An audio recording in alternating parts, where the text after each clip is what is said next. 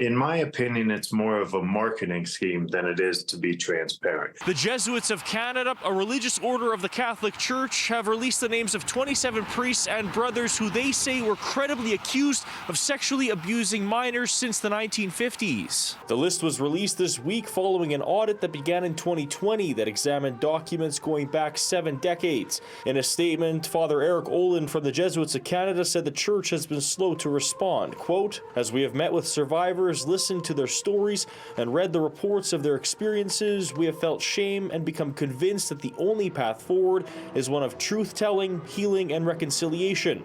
The order says releasing the names is an effort to promote transparency, accountability, and healing for the survivors. Out of the 27 men named, only 3 are still alive.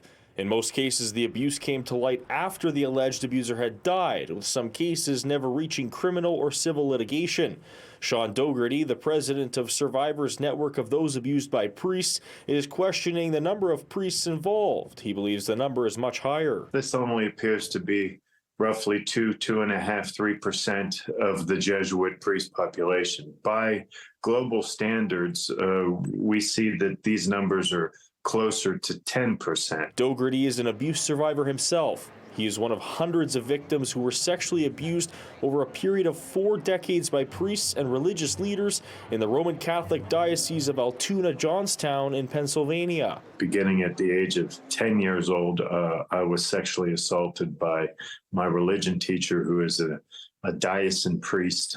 He was also my Pee Wee basketball coach, and he abused me and several other kids at our school, myself for a little over 3 years, maybe a little longer. Several of the priests on the list worked in residential schools and in Indigenous communities. 8 of the named priests at one time worked in Manitoba. 2 of the accused worked at Winnipeg's St. Paul's High School, 1 a former principal. A statement was provided to City News by the president of the school. Quote, "We are and have been dedicated to doing everything we can to prevent abuse." Know that you're not alone. Know that it wasn't your fault. Know that you are better than your abuser. You are stronger than your abuser, and we get better. None of those accusations brought forward by the Jesuits of Canada have been proven in court.